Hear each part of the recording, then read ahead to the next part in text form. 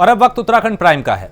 उत्तराखंड में बढ़ते कोरोना को देखते हुए सीएम तीरथ सिंह रावत ने सरकार के सभी मंत्रियों को कोविड-19 की रोकथाम के प्रबंध और अनुश्रवण के लिए जिलेवार जिम्मेदारी सौंपी है। सीएम के निर्देशानुसार कैबिनेट मंत्री सतपाल महाराज को हरिद्वार, हरक सिंह रावत को पौड़ी और रुद्रप्रयाग कैबिनेट मंत्री बंशीधर भगत को नैनीताल की जिम्मेदारी सौंपी गई है। यानी अलग अलग नाम हैं, अलग अलग मंत्री हैं और उनको अलग अलग इलाके दिए गए हैं ताकि वहां पे कोरोना के बढ़ते मामलों को रोक सकें।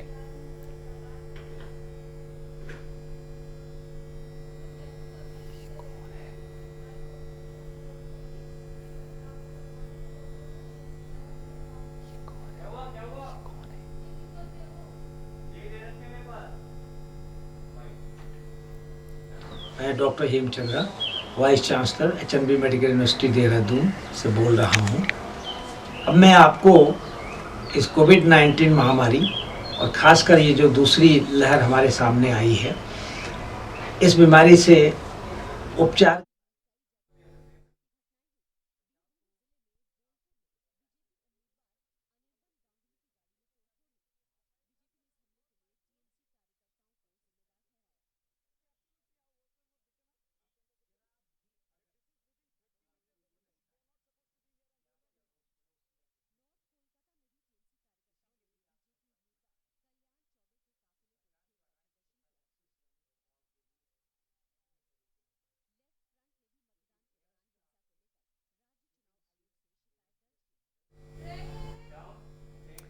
दिल्ली पुलिस की क्राइम ब्रांच ने नकली रेमडेसिविर बनाने वाले गिरोह का भंडाफोड़ किया है। बता दें कि उत्तराखंड के हरिद्वार, रुड़की और कोटद्वार में अवैध फैक्ट्रियों में नकली रेमडेसिविर का उत्पादन हो रहा था। पुलिस का कहना है कि ये लोग एक इंजेक्शन को 25,000 रुपए में बेच रहे थे। आरोपियों के पास से रेमडेसिविर के 196 नकली इंजेक्शन बरामद हुए हैं। इसके अलावा 3,000 खाली ऑयल्स भी बरामद की गई हैं। आरोपियों ने पुलिस को बताया कि वो अब तक 2,000 से ज्यादा कोरोना मरीजों को नकली इंजेक्शन दे चुके हैं। आप सोचिए, इस आपदा में, इस महासंकट में, इस विकराल स्थिति में कुछ ऐसे लोग भी हैं जिनकी आत्मा मर चुकी है, जिनका जमीर मर चुका है और ये मुनाफा कमाने के चक्कर में ऐसे रोगियों को उनकी जान से खिलवाड़ कर रहे हैं, जिन्हें इस असली इंजेक्शन की बेहद जरूरत थी। उनको नकली इंजेक्शन दे दिया गया। कई लोगों ने दम तोड़ा होगा, कई लोगों की सांसें थमी होंगी। फिलहाल यहां से कई नकली इंजेक्शन बरामद किए गए हैं रेमडेसिविर के और यहां भांडाफोड़ किया गया। कईयों को शिकंजे में भी लिया है। अब पता लगाया जा रहा है कि यह गिरोह कहां कहां सक्रिय है, कहां कहां इन इंजेक्शन को पहुंचा चुका है, कितने लोगों की जान के साथ खेल चुके हैं ये लोग।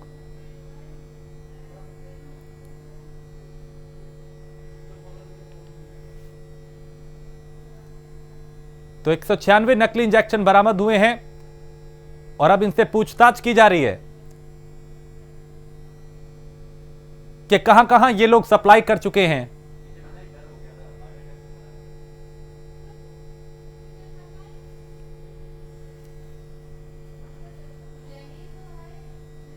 तो पुलिस ने इस गिरोह का पर्दाफाश किया और ऐसे कई लोग हैं जो इस मुश्किल वक्त में लोगों की मदद कर रहे हैं, लोगों को राहत पहुंचा रहे हैं, सेवा कर रहे हैं। और ऐसे भी लोग हैं जो लूटने का काम कर रहे हैं, जो ठगने का काम कर रहे हैं, जो लोगों की जान के साथ खिलवाड़ कर रहे हैं।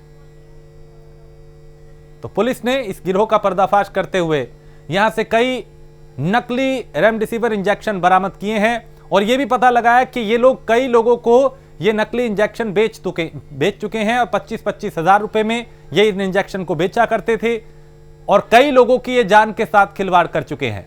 जरूरी है ऐसे लोगों के खिलाफ ऐसी कार्रवाई हो जो एक नजीर बने दूसरे कालाबाजारियों के लिए। मुश्किल वक्त में एक महासंकट के बीच जान फंसी हुई है और ऐसे वक्त में किसी की जान के साथ खिलवाड़ करना सबसे बड़ा पाप है। तो पुलिस ने यहां पर्दाफाश करते हुए कईयों को गिरफ्तार भी किया है और कई इंजेक्शन यहां से बरामद किए गए हैं। पौड़ी में अस्पताल प्रशासन की लापरवाही का वीडियो सोशल मीडिया पर वायरल हो रहा है। वायरल वीडियो में साफ पता चलता है कि कोविड काल में किस तरह से मरीजों से दुर्व्यवहार किया जा रहा है और मरीजों को इलाज किया जा रहा है उनका। वायरल हो रहे इस वीडियो से स्वास्थ्य विभाग की पोल खुल रही है।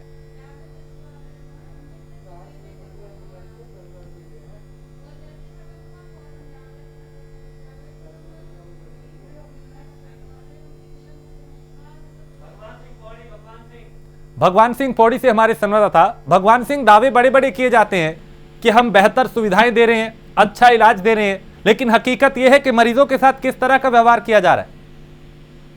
बिल्कुल राजेश, मैं आपको बता दूं, जो श्रीनगर का जो गैस अस्पताल है, उस समय यहाँ पे क्षेत्र में इस तरह की घटनाएं जो सामने आ रही है कि वहाँ पे कोविड का जो सेंटर बनाया गया है, वहाँ पे डॉक्टरों का जो साफ कहना है, एक सोशल उस पे वीडियो जो ऑडियो हो रही है, इस पे ये साफ लग रहा है कि किस तरह से डॉक्टर आपसी में बात कर रहे हैं, किसी व्यक्ति से बात हो रही है, बीमार से बात हो रही है, किससे बात हो रही थी, लेकिन उसने एक सोशल मीडिया पे जो ये ऑडियो जो डाली है, तो कहीं ना कहीं इससे सरकार की पोल और स्वास्थ्य विभाग की पोल जरूर खुलती नजर आ रही है कि किस तरह से हम यहाँ पे कोविड के जो समाधान की तरफ देश, पूरा देश यहाँ पे हमारा के क्षेत्र में इस तरह की बातें कर रहा है कि कोविड की तरह, लेकिन कहीं ना कहीं इसमें सरकार की, प्रशासन की भी मिली भगत है। और क्या प्रशासन ऐसे अधिकारियों पे कार्रवाई कर पाएगा, या उत्तराखंड के मुख्यमंत्री तीरथ सिंह रावत क्या कुछ कठोर कार्रवाई, क्योंकि उच्च शिक्षा मंत्री धन सिंह रावत के क्षेत्र की ये मामला है, जो इस तरह से क्षेत्र में घटनाएं जो सामने राजेश आ रही है।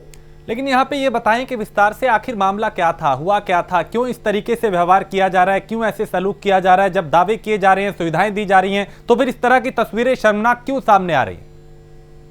बिल्कुल, मैं आपको सामने की बात बताऊं, जिस तरह से आप देख रहे हैं कि बीमार जो व्यक्ति है, जो वहाँ पे जो जिनको हॉस्पिटल में जो ले जा रहा है, 108 के द्वारा जो ले जा रहा है, स्वयं खुद उनको वहाँ पे ना कोई उनकी व्यवस्था की जा रही है, ना किस तरह से वहाँ पे सोशल डिस्टेंसिंग का उनको ध्यान है। उन्हीं के बीमारी व्यक्ति उनको हॉस्पिटल पहुंचा रहे हैं, जहाँ पे कोविड के बाद इतनी बड़ी बीमारी जो है पूरे वर्ल्ड में है। और श्रीनगर एक ऐसा क्षेत्र है कि जहाँ से 4 या 5 जिले जो हमारे जो इस हॉस्पिटल से लाभ लेते हैं। आपका टिहरी की बात करें, चाहे चमोली की बात करें, चाहे रुद्रप्रयाग की बात करें, चाहे पौड़ी की बात करें, तमाम काफी ऐसे जिले हैं, क्षेत्र यहाँ पे नेशनल हाईवे है, एनएच रोड, एनएच का वो है मेन टूरिस्ट यहाँ पे काफी आता है। लेकिन इस तरह से कहीं ना कहीं सरकार की और जो उनके कार्यकारिणी पे जो वहाँ पे बैठे सोशल वहाँ पे बैठे हैं, तो अधिकारी उनको भी साफ जरूर सोचना चाहिए कि इस तरह से क्या बातें आ रही है जनता को। एक तरफ किस तरह से आप कह रहे हैं कि जनता को समाधान किया जाएगा, लेकिन आप ही स्वयं उस चीज को निभा नहीं पा रहे, तो क्या ये सामने कहीं ना कहीं स्वास्थ्य विभाग की पोल जरूर खुलती नजर आ रही है। चलिए, बहुत शुक्रिया भगवान सिंह जानकारी के लिए। तो ये आलम है जहां दावे और हकीकत में जमीन और आसमान का फर्क है।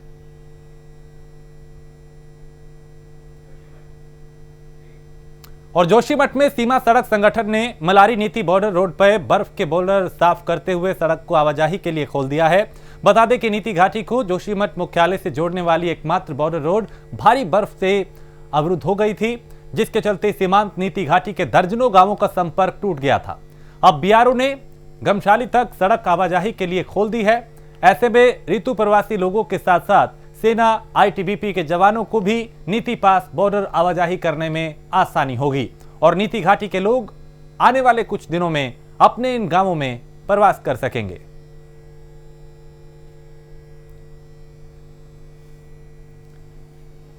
तो सीमा सड़क संगठन ने यहां पे रास्ता बनाने की कवायद तेज कर दी है। बर्फ को हटाया जा रहा है, क्योंकि कई गांवों का संपर्क आपस में टूट गया था और यहां पे रास्ता खुलने के बाद आवाजाही जो है वो सुचारू हो पाएगी। तो सड़क को आने जाने के लिए खोला गया है और रास्ता साफ किया जा रहा है, बर्फ को हटाया जा रहा है ताकि लोगों का आवागमन आसानी से हो सके। तो जेसीबी मशीन के जरिए और कई दूसरी अत्याधुनिक मशीनों के जरिए यहां पे रास्ता खोला जा रहा है, बर्फ को हटाया जा रहा है। भारी बर्फबारी से सड़क जाम हो गई थी और आलम यह था कि कई गांव का जो संपर्क है वो आपस में टूट गया था। लिहाजा अब रास्ता खुलने के बाद यहां से उन गांवों का संपर्क होगा और लोग यहां से आवाजाही कर पाएंगे। इसके अलावा सेना के जवान भी, आईटीबीटी के जवान भी आवागमन यहां से कर सकेंगे, क्योंकि इसके बंद होने से कई तरह की दिक्कतें हो रही थी। और दून अस्पताल के कोरोना वार्ड में एबीवीपी कार्यकर्ताओं के पहुंचने पर उत्तराखंड कांग्रेस ने सवाल उठाए हैं। कांग्रेस ने इसे आपदा में राजनीति का उदाहरण करार दिया। इसको लेकर कांग्रेस प्रदेश उपाध्यक्ष सूर्यकांत धस्माना ने राज्य के मुख्यमंत्री, स्वास्थ्य महानिदेशक, सीएमओ दून मेडिकल कॉलेज के प्राचार्य के साथ ही डीएम देहरादून को बताना चाहिए कि क्या कोविड प्रोटोकॉल अब बदल गया है। क्या अब संक्रमित मरीज के पास कोई भी व्यक्ति जा सकता है। साथ ही कहा कि हालात इतने खराब होते हुए भी सत्ताधारी दल के लोग संक्रमितों की सेवा के नाम पर मरीजों के साथ कैसे यहां तक पहुंच सकते हैं। तो अस्पताल में कोरोना प्रोटोकॉल की धज्जियां उड़ाई जा रही हैं, लेकिन अब सरकार चुप है। इस तरह के कई सवाल यहां पे उठाए गए सूर्यकांत धस्माना की तरफ से भी।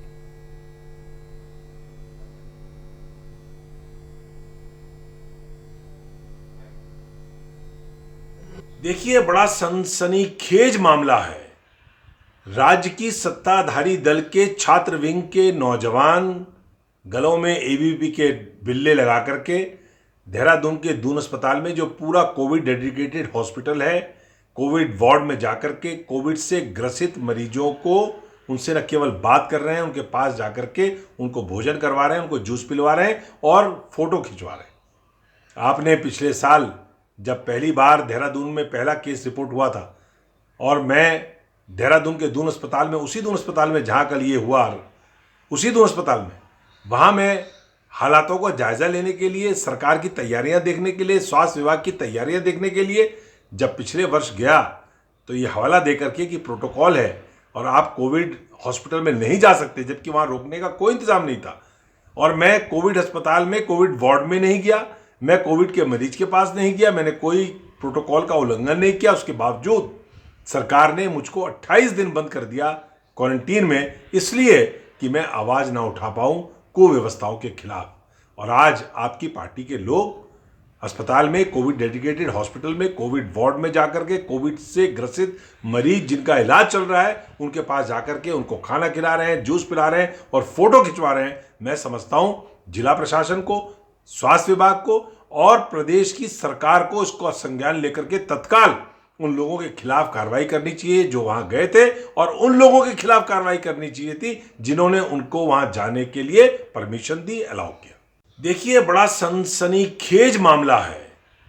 राज्य की सत्ताधारी दल के छात्र विंग के नौजवान गलों में एबीवीपी के बिल्ले लगा करके देहरादून के दून अस्पताल में, जो पूरा कोविड डेडिकेटेड हॉस्पिटल है, कोविड वार्ड में जाकर के कोविड से ग्रसित मरीजों को उनसे न केवल बात कर रहे हैं, उनके पास जाकर के उनको भोजन करवा रहे हैं, उनको जूस पिलवा रहे हैं और फोटो खिंचवा रहे हैं। आपने पिछले साल जब पहली बार देहरादून में पहला केस रिपोर्ट हुआ था और मैं देहरादून के दून अस्पताल में, उसी दून अस्पताल में जहाँ कल ये हुआ, उसी दून अस्पताल में, वहाँ मैं हालातों का जायजा लेने के लिए, सरकार की तैयारियां देखने के लिए, स्वास्थ्य विभाग की तैयारियां देखने के लिए जब पिछले वर्ष गया तो ये हवाला देकर के कि प्रोटोकॉल है और आप कोविड हॉस्पिटल में नहीं जा सकते, जबकि वहाँ रोकने का कोई इंतजाम नहीं था। और मैं कोविड अस्पताल में, कोविड वार्ड में नहीं गया, मैं कोविड के मरीज के पास नहीं गया, मैंने कोई प्रोटोकॉल का उल्लंघन नहीं किया। उसके बावजूद सरकार ने मुझको 28 दिन बंद कर दिया क्वारंटीन में, इसलिए कि मैं आवाज ना उठा पाऊं कुव्यवस्थाओं के खिलाफ। और आज आपकी पार्टी के लोग अस्पताल में, कोविड डेडिकेटेड हॉस्पिटल में, कोविड वार्ड में जाकर के कोविड से ग्रसित मरीज जिनका इलाज चल रहा है, उनके पास जाकर के उनको खाना खिला रहे हैं, जूस पिला रहे हैं और फोटो खिंचवा रहे हैं। मैं समझता हूं जिला प्रशासन को, स्वास्थ्य विभाग को और प्रदेश की सरकार को इसको संज्ञान लेकर के तत्काल उन लोगों के खिलाफ कार्रवाई करनी चाहिए जो वहां गए थे, और उन लोगों के खिलाफ कार्रवाई करनी चाहिए थी जिन्होंने उनको वहां जाने के लिए परमिशन दी, अलाउ किया। और देहरादून एसएसपी डॉक्टर योगेंद्र सिंह रावत ने रायपुर स्टेडियम में बने कोविड केयर सेंटर का निरीक्षण किया। इस दौरान उन्होंने वहां उपस्थित अधिकारियों से व्यवस्थाओं और मरीजों के संबंध में जानकारी भी ली। अधिकारियों ने बताया कि अभी इस सेंटर में 45 मरीजों का इलाज किया जा रहा है, लेकिन बढ़ते कोरोना को देखते हुए अतिरिक्त बेड की व्यवस्था न होने के कारण सेंटर पर दबाव बढ़ गया है, जिससे भविष्य में कानून व्यवस्था की स्थिति उत्पन्न हो सकती है। जिसके बाद एसएसपी योगेंद्र सिंह रावत ने कोविड सेंटर में अतिरिक्त पीएससी को नियुक्त करने के निर्देश दिए। साथ ही निर्देश दिए कि ड्यूटी के दौरान सुरक्षा संबंधी उपाय में किसी प्रकार की लापरवाही नहीं होनी चाहिए।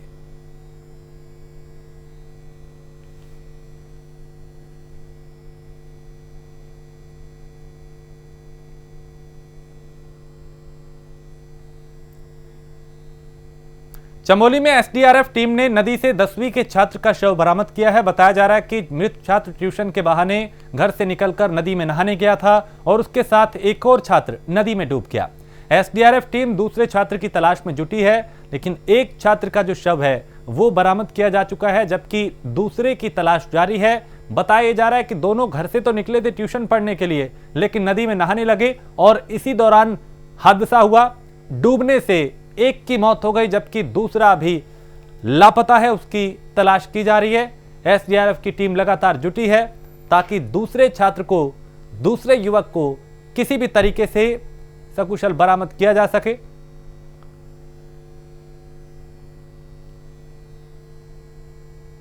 तो नदी में डूबने से एक छात्र की मौत हो गई, जबकि दूसरा फिलहाल लापता है, उसे तलाशा जा रहा है। टीमें तैनात है गोताखोरों की सहायता से, एसडीआरएफ की मदद से, लेकिन अब तक कुछ पता नहीं चल पाया। ये दोनों ट्यूशन निकले थे, लेकिन नदी में नहाने के लिए ये चले गए और नहाने के दौरान ही यह हादसा हुआ, जहां एक छात्र की मौत हो गई, जबकि दूसरे की तलाश जारी है।